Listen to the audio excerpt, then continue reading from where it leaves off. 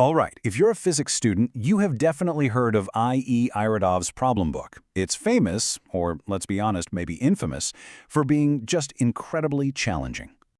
In problems like this one, 1.74, they can look totally impossible when you first see them. But listen, today isn't about just finding some number. We're going to build a powerful, step-by-step strategy you can use to deconstruct any complex mechanics problem and really turn that confusion into clarity. Okay, so let's just dive right in. What's the very first step?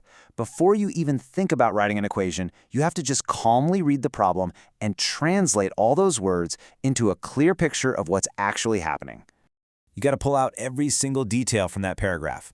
So we have a rod, M, and a ball, M. They're connected.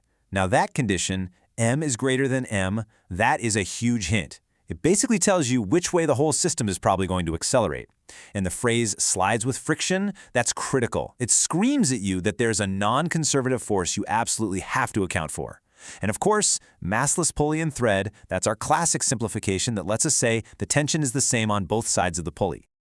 All right, hold on. Before we even think about drawing diagrams or writing a single F equals ma, let's just quickly review the two fundamental tools that are going to form the foundation of our entire strategy. These are the absolute essentials for mechanics. Okay, first up, the free body diagram. And let me be clear, this is absolutely non-negotiable for any dynamics problem. By isolating each object, just the rod and then just the ball, we get to clearly see all the forces involved. It's how you turn a confusing, interconnected mess into a set of simple, manageable pieces. Now, this next one, this is the secret weapon. Seriously, kinematic constraints. See, when objects are connected by things like ropes or rods, their movements aren't independent, right? They're linked. The constraint equation is that mathematical link, and it's so often the one step that separates a partial attempt from a full solution. Okay, we've got our tools. Now let's actually put them to work. We're going to apply these concepts to the problem, piece by piece, starting with those free body diagrams. So let's start with the rod. And I mean only the rod. Just for a second, pretend the ball and the pulley don't even exist. What forces are acting just on M? Yeah, this one's pretty simple, right? You've got its own weight, mg, pulling it down, and you have the tension from that thread, D, pulling it up. That's it. Nothing else is touching it. Easy.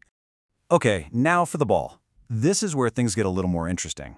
The really important detail here is that the thread passes through the ball, and the ball slides along it.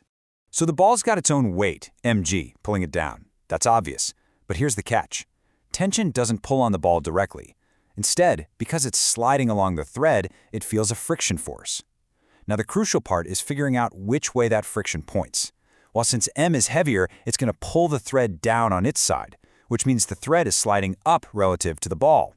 And friction always opposes relative motion. So the friction force on the ball has to be pointing upwards. So we plug these forces into Newton's second law, F equals ma, and bam, we get these two equations, one for the rod and one for the ball.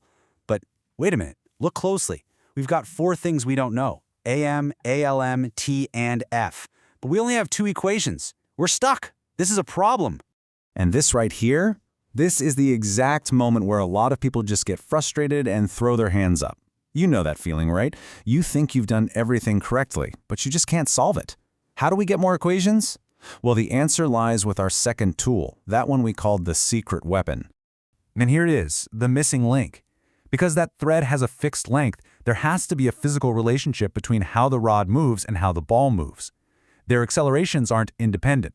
The ball's acceleration is actually a combination of the thread's acceleration and its own acceleration relative to the thread.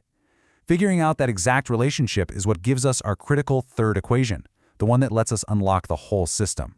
Okay, so we've built a solid physical model. We have a clear path forward. But before we call it a day, let's talk about the common traps, the little mistakes that are so easy to fall into in problems just like this one.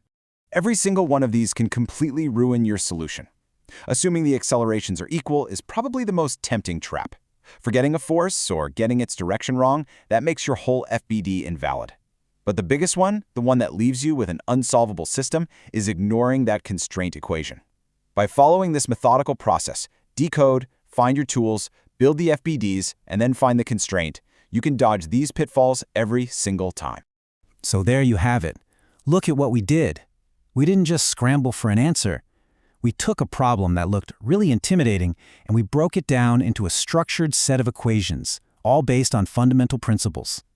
This is the method. The framework is all right here. All the hard stuff, the actual physics, is done. What's left? Just some algebra.